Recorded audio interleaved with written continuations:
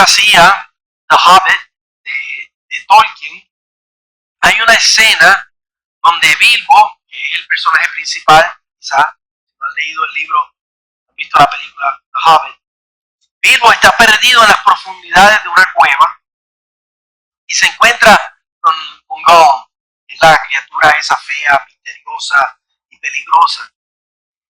Y Gollum me dice que le puede mostrar la salida de la cueva, se adivina un acertijo. Y le dice que si no lo adivina, Bilbo se va a convertir en su cena esa noche. Bilbo no tiene de otra que acceder porque no encuentra la salida. Y Gollum le ofrece el acertijo. El acertijo le dice, esta cosa todo lo devora. Aves, bestias, árboles, flores. Corroe el hierro, penetra el acero y hasta hace polvo las piedras más duras. Mata reyes, arruina ciudades y derrumba las montañas más altas. ¿Qué es?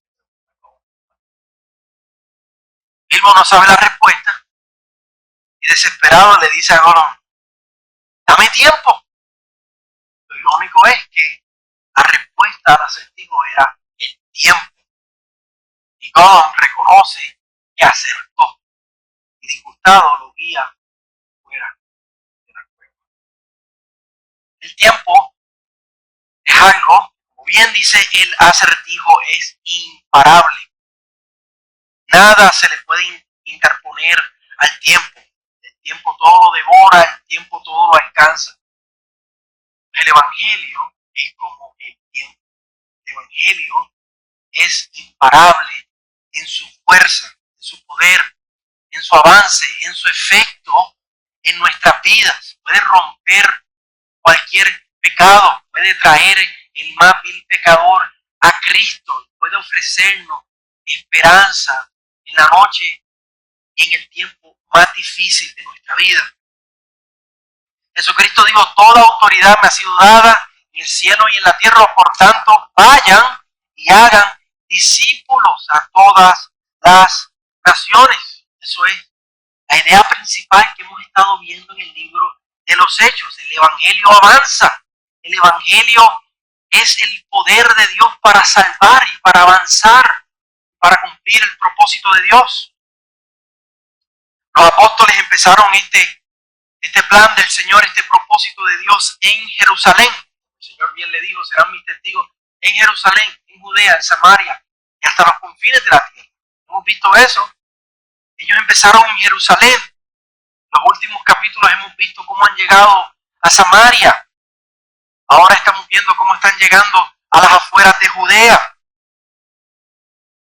Y vamos a continuar viendo en los próximos capítulos cómo va a empezar a avanzar hasta los confines de la tierra. Y cuando llegamos al final del libro de los Hechos, vemos que el Evangelio llega hasta Roma.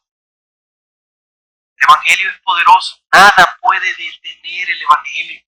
El Evangelio hoy día ha llegado hasta nosotros. El Evangelio es poderoso para salvarnos. Nada ni nadie puede detener el Evangelio. Y en el pasaje de hoy vemos ese poder imparable del Evangelio. Lo vemos salvando a Saulo, uno de los enemigos más feroces del Evangelio. Vemos el poder del Evangelio en contra de la enfermedad, sanando a Eneas, un paralítico que no podía andar. Y lo vemos también resucitando a Dorcas, que llevaba días ya muerta. El Evangelio es poderoso aún para resucitar a los muertos. Y hoy el Señor nos recuerda a través de su palabra el poder del Evangelio. El poder del Evangelio para avanzar a través del mundo, pero también el poder del Evangelio poderoso en nuestra vida para salvarnos a nosotros, para conquistar cualquier pecado en nosotros y para levantarnos cuando Cristo vuelva, levantarnos a nosotros de entre los muertos. Porque el Evangelio es imparable.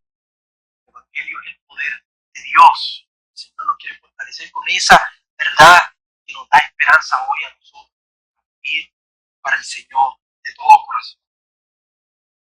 La semana pasada el hermano Juan nos presentó la conversión de Saulo al principio del capítulo 9.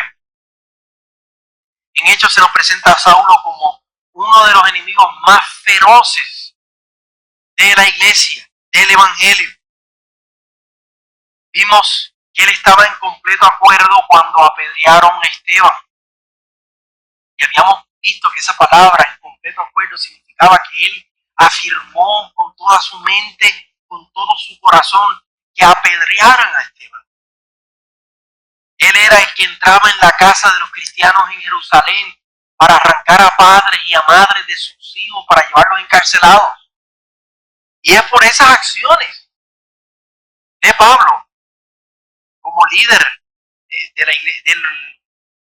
de los fariseos en Jerusalén, que se desata esa persecución en contra de la iglesia en Jerusalén. Y Juan nos mostró la semana pasada cómo él iba camino para Damasco para precisamente seguir haciendo eso, para arrestar a cristianos allá en Damasco, para llevarlos arrestados para Jerusalén. Y eso nos ayuda a entender por qué Pablo, en su primera carta a Timoteo, él le dice a Timoteo que él era el mayor de los pecadores, por la manera en que él persiguió a la iglesia de Cristo, por la manera brutal y sin piedad que él perseguía a la iglesia del Señor. Pues la semana pasada, Juan nos presentó cómo él vino a Cristo, cómo el evangelio fue poderoso para salvarlo a él. Y esta semana vemos cómo el evangelio lo transforma de un enemigo empedernido en contra de la iglesia a un seguidor celoso por Cristo, mostrándonos esa verdad que el evangelio es poderoso. Que si el Señor así lo quiere, puede salvar a quien menos nosotros podemos imaginar y creerlo a él. Nos dice el versículo 20 que Saulo, o Pablo, Saulo era su nombre judío, Pablo era su nombre gentil, enseguida se puso a predicar de Cristo. Y noten que lo hace en las sinagogas. Él no se pone a predicar en lugares fáciles, él, por decirlo así, se mete en la boca del lobo a predicar de Cristo. Donde más problemas se puede meter, ahí él se mete para predicar del Señor. ¿Y qué proclama? Nos dice el versículo 22 que él proclama que Jesús era el Cristo, o sea, Jesús es el Salvador que hemos estado esperando. El versículo 20 dice que él proclama que Jesucristo es el Hijo de Dios, o sea que es Dios mismo hecho carne. El versículo 21 dice que la gente se asombra, que la gente se confunde.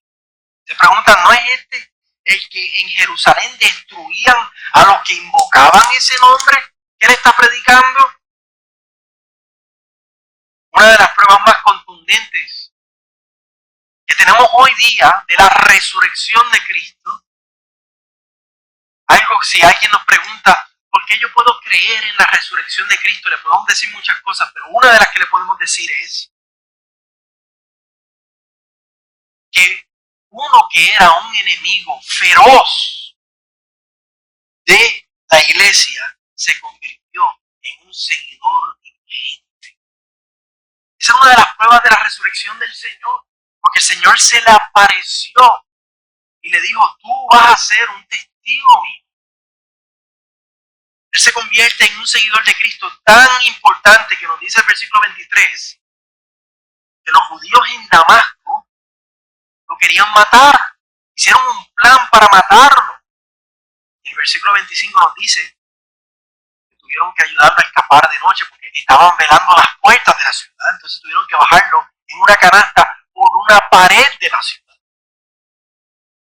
Y de allí, de Damasco, él vuelve a Jerusalén, donde también predicaba el evangelio. Y otra vez allá lo quieren matar. Dice los versículos 29 y 30. También hablaba y discutía con los judíos helenistas, pero estos intentaban matarlo. Damasco lo quieren matar, ahora en Jerusalén lo quieren matar. Cuando los hermanos lo supieron, versículo 30, lo llevaron a Cesarea, de allí lo enviaron a Tarso. Vemos el poder del evangelio, de enemigo feroz se convierte en un seguidor ardiente del Señor. Un seguidor tan ardiente que lo quieren matar. Esa es la prueba de su pasión por el Señor. El que antes perseguía, ahora se convierte en el perseguido. Y esto no es solo prueba de la veracidad de la resurrección de Cristo. Esto también es prueba del poder transformador del Evangelio.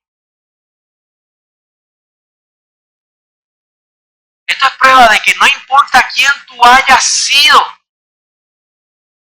no importa quién tú eres hoy día, no importa lo que tú hayas hecho, no importa lo que tú puedas hacer, no importa lo que la gente diga. Si tú pones tu fe en Cristo, si tú te arrepientes de tus pecados y tú pones tu fe en Cristo, el poder del Evangelio, el poder de Dios, el poder del Espíritu Santo va a invadir tu vida y tú vas a tener el poder de Dios para que tu vida sea transformada. Pablo es ejemplo de eso. De perseguidor a perseguido.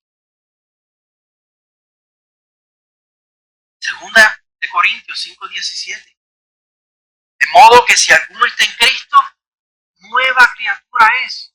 Las cosas viejas pasaron. Ahora aquí en Cristo todas las cosas son hechas nuevas. Ese es el poder del Evangelio.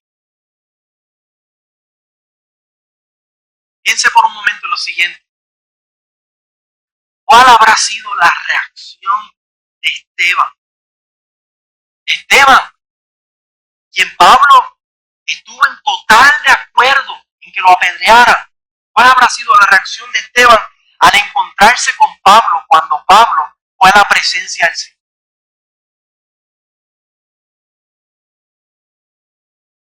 No fue rencor, no fue venganza, no fue dolor, no fue odio, fue regocijo, fue alegría, fue gozo, fue hermandad. ¿Por qué? Porque el Evangelio, todo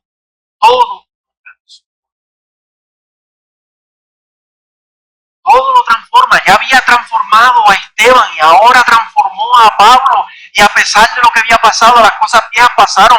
Ahora estamos en Cristo. Tú eres mi hermano. Yo soy tu hermano.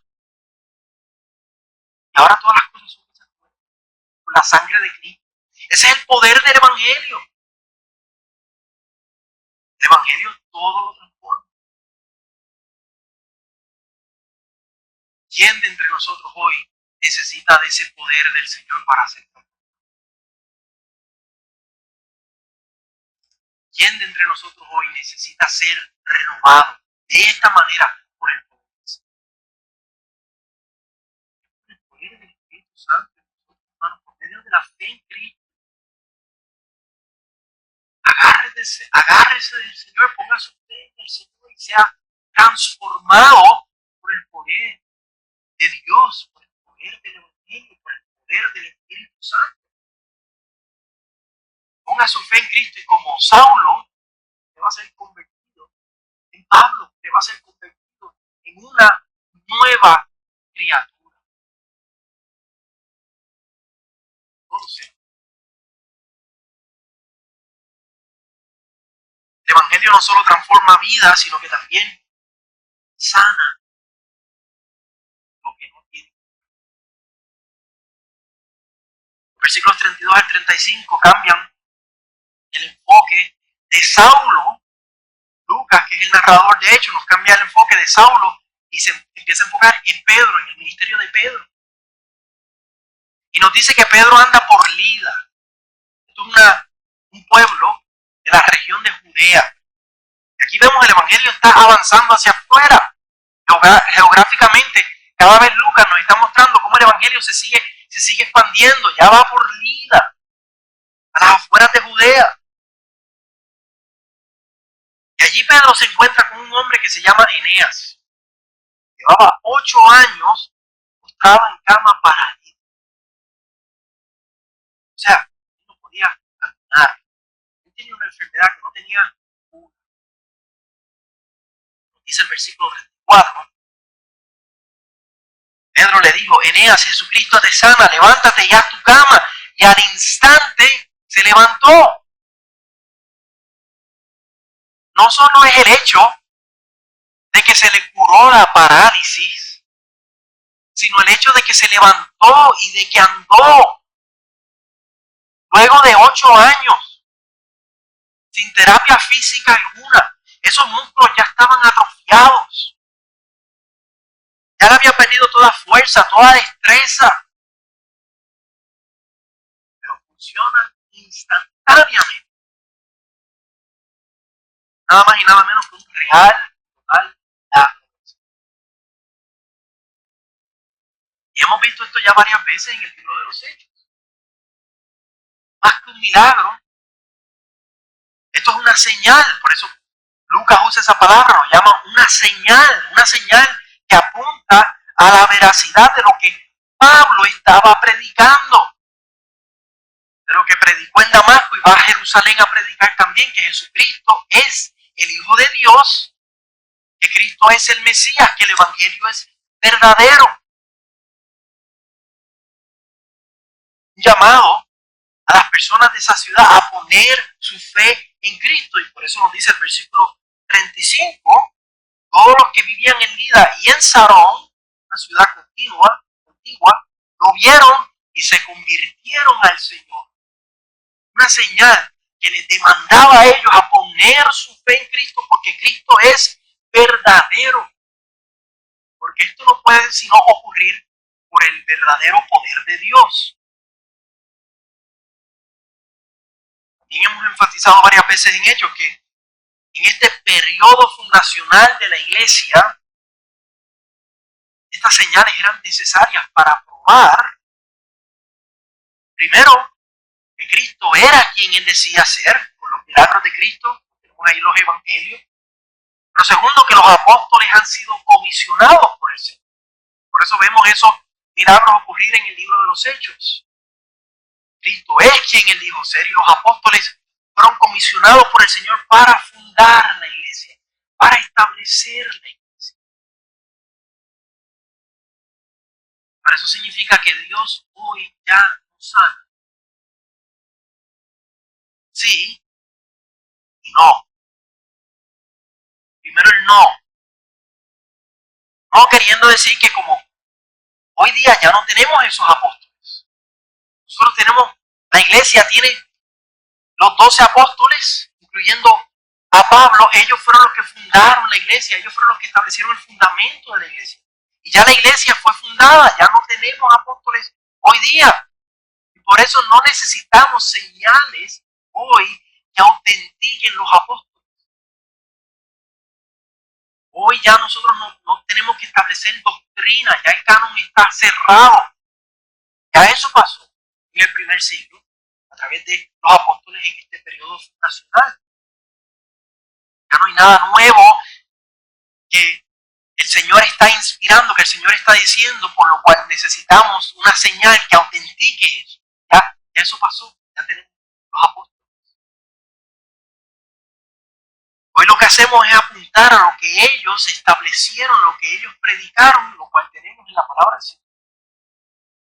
Eso es lo que hacemos, apuntamos a eso. Y decimos, mira, eso fue autenticado por señales del Señor. Eso ya está establecido. Ahora, en ese sentido, ya no tenemos esas señales, pero en otro sentido, el Señor sana. Sí, el Señor sana. Amén. El Señor sana. Ahora, no sana como en esos tiempos, de manera infalible, a la palabra de un Pedro o a la palabra de un Pablo. Por ejemplo, lo que vemos ahí en el versículo 34, Pedro le dice, Eneas, Jesucristo te sana, levántate y haz tu cama. Y al instante se levantó. No de esa manera, pero si sana por medio de la oración del pueblo del Señor. Amén. La oración del Cristo puede mucho. Por medio de apelar a la misericordia del Señor. Por medio de apelar a la voluntad del Señor. Pero no es una oración infalible, como las palabras de Pedro otra vez en el versículo 34. Es una oración que ruega por misericordia, como estaban orando hace un momento.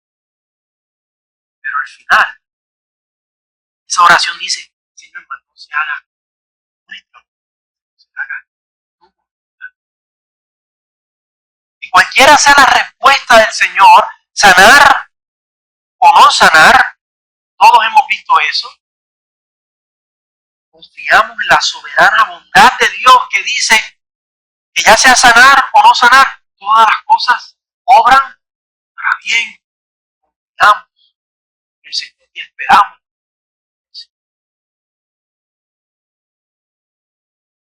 Por aquí no solo creo que veamos el poder de Dios para sanar una enfermedad física, sino el poder del Señor, el poder del Evangelio para sanar cualquier tipo de enfermedad. Enfermedad física, como por ejemplo un cáncer. Enfermedad mental, como por ejemplo depresión. Enfermedad emocional, como por ejemplo el no poder controlar tu ira. Enfermedad de voluntad, falta de motivación, hacer lo que tengo que hacer. Enfermedad moral,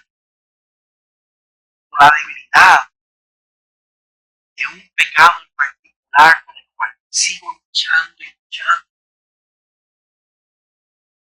Enfermedad espiritual, de un espíritu que no se quiere someter a su Señor.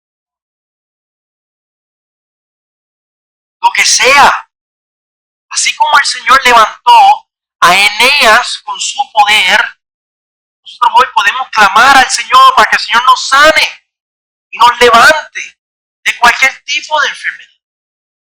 Cualquier cosa con la cual nosotros estemos luchando hoy. Somos llamados a clamar al Señor. Ten misericordia, Señor. Ayúdame, Señor. Como Pablo, Señor, quita de mí este aguijón.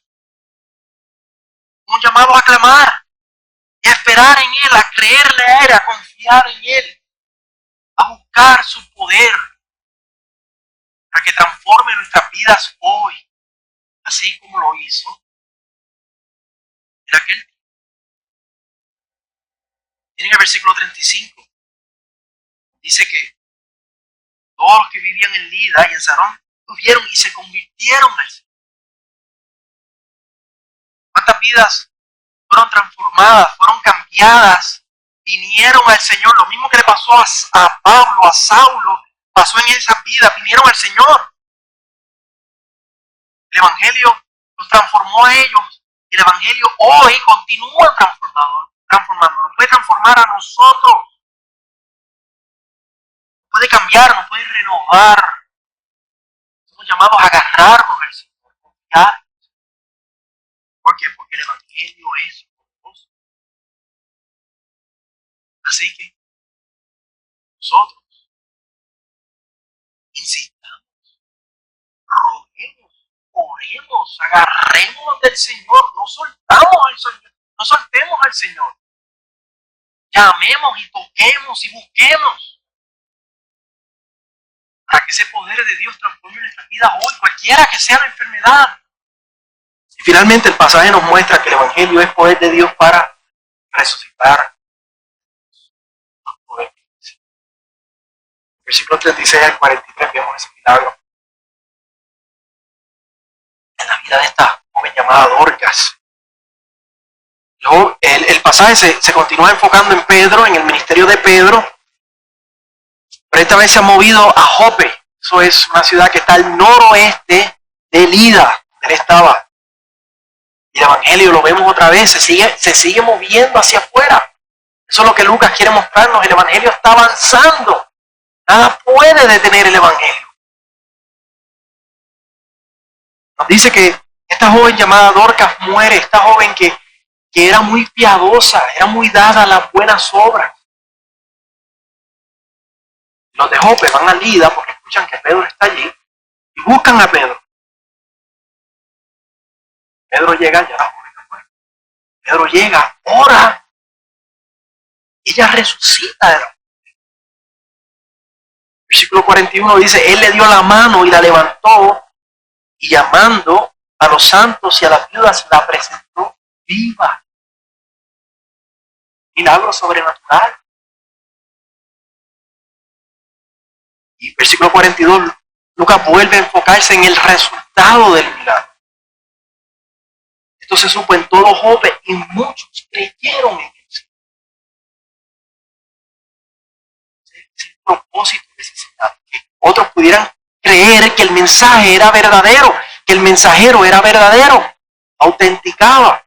Era una señal que autenticaba el mensaje y a los apóstoles, en este caso a Pedro. En la Biblia tenemos varias resurrecciones de entre los muertos. En el Antiguo Testamento, por ejemplo, tenemos a Elías, que resucitó al hijo de una viuda. Tenemos a un muerto que cayó en el mismo sepulcro donde estaba Eliseo y tocó el cuerpo de Eliseo y se levantó entre los muertos. Luego tenemos las resurrecciones en el ministerio del Señor. Tenemos la hija de Jairo. Tenemos a Lázaro. Tenemos varios que resucitaron cuando el Señor, el día que el Señor muere, ese viernes que el Señor muere, varios se levantan de entre las tumbas. Y tenemos la resurrección viva del Señor. Lo cual Pablo en 1 Corintios 15 llama primicias de la resurrección. Pero en Hechos tenemos la resurrección de Dorcas por medio de Pedro. Y en el capítulo 20 vamos a tener la resurrección de Eutico por medio de Pablo. Desde entonces no tenemos evidencia histórica confiable de que resurrecciones se hayan dado. Otra vez, por lo mismo que ya hablamos acerca de la sanidad. Porque estas resurrecciones en la Biblia fueron señales. Tenían un propósito de autenticar en el Antiguo Testamento a los profetas Elías, Eliseo. En el Nuevo Testamento, de autenticar a Cristo y a los apóstoles y el mensaje que traían. En este nuevo mover de Dios en su plan de salvación.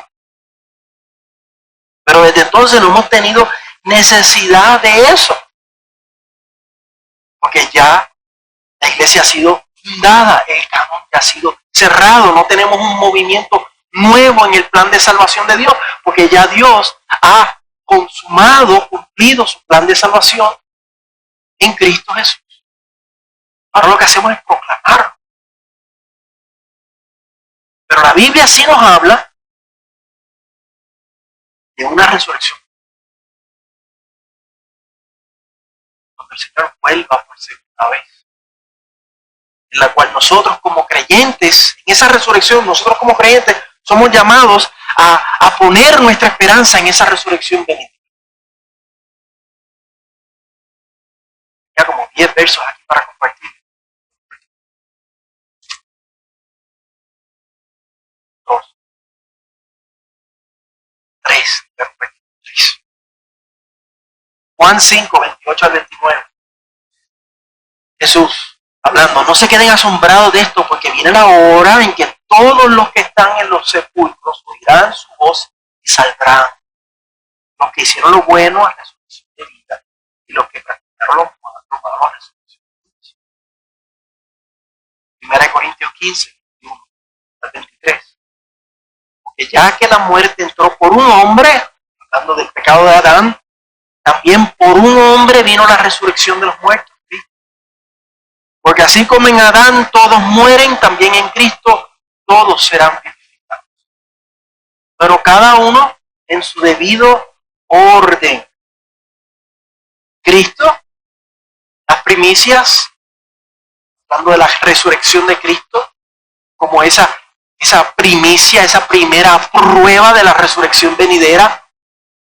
Lo que significa que nosotros como creyentes decimos, si Cristo resucitó, eso es garantía para mí de que yo, un día, cuando Él vuelva, voy a resucitar. Cada uno en su debido orden, Cristo, las primicias, luego los que son de Cristo en su venida. Cristo vuelve. Vamos a ser resucitados. Amén. Primera Tesalonicenses 4, 16 al 17, lo dice de esta misma manera. El Señor mismo descenderá del cielo con voz de mando. Cuando el Señor vuelva, el Señor descenderá del cielo con voz de arcángel y con la trompeta de Dios, y los muertos en Cristo se levantarán primero, los que ya hayan muerto. Entonces nosotros, los que estemos vivos y que permanezcamos, seremos arrebatados juntamente con ellos en las nubes al encuentro del Señor. Y así estaremos con el Señor para siempre. Amén. ¿Y por qué? ¿Y por qué esto es esperanza para nosotros? Porque significa, mira, cuando eso pasa, entonces ya no habrá más. Ya no habrá más enfermedad. Ya no habrá más muerte. Ya no habrá más. Un día quiero seguir al Señor. El otro día tengo las ganas de hacerlo, como dice Romanos 7. Ya no habrá más sufrimiento, ya no habrá más lucha, ya no habrá más tentación, porque estaremos con cuerpos glorificados. Filipenses 3, 20 al 21 lo dice de esta manera: porque nuestra ciudadanía está en los cielos, de donde también ansiosamente esperamos a un Salvador, el Señor Jesucristo, el cual transformará, Él venga, estamos esperando ansiosamente, cuando eso pase, Él va a transformar el cuerpo de nuestro estado de humillación, de cuerpo de humillación, lo va a transformar en conformidad al cuerpo de su gloria. El mismo cuerpo que tiene el Señor ahora mismo, desde que Él resucitó hace 2000 años, ese mismo tipo de cuerpo vamos a tener nosotros. Cuerpo que muere, se enferma, que no varía en su entregarse al Señor. No sé usted, pero yo desespero. No puedo esperar esto. Estoy cansado ya tanto y petición de oración.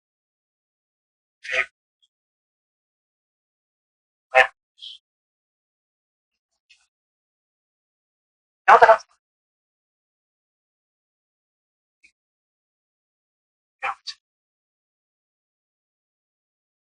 No anhelo ser quitado de muerte.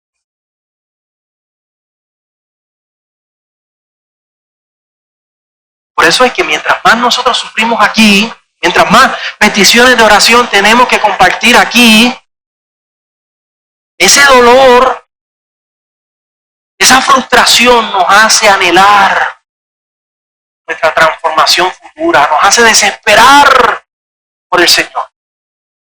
Como dice Pablo en 2 Corintios 4, 17, esta leve y momentánea tribulación produce en nosotros un profundo anhelo, un eterno peso de esa gloria venidera. Por eso el llamado a nosotros es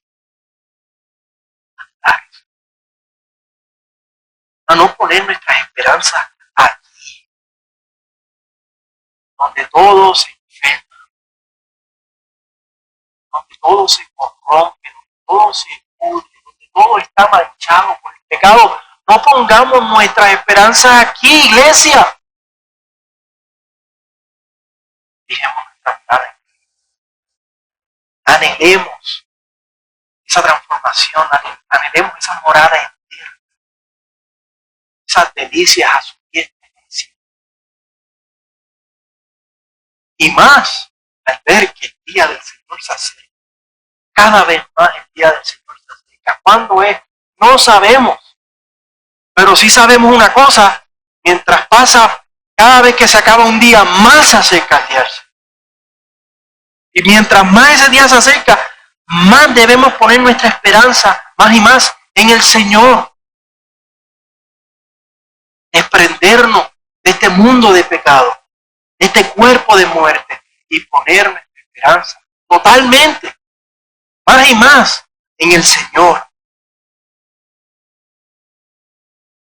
Miren cómo Pedro nos llama a hacer eso en su primera carta, en el capítulo 1, en el versículo 13, dice: pongan su esperanza completamente en la gracia que se les traerá la revelación.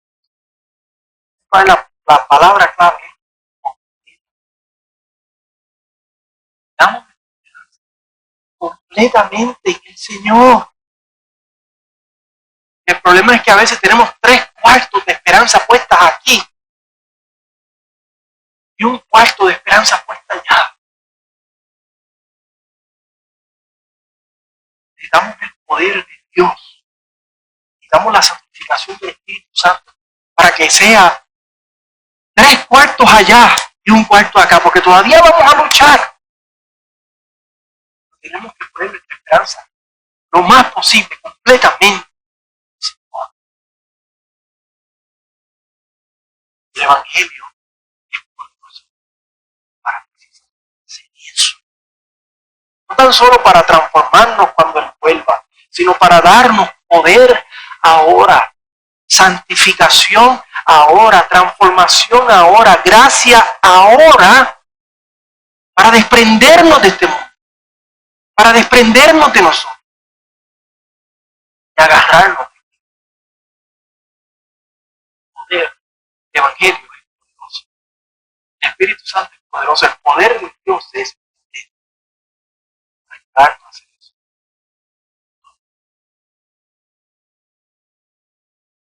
Cuando nosotros vivimos, hermanos, con esta verdad de nuestro corazón acerca del poder del Evangelio de Dios, miren los efectos. Con esto vamos a cerrar. Versículo 30.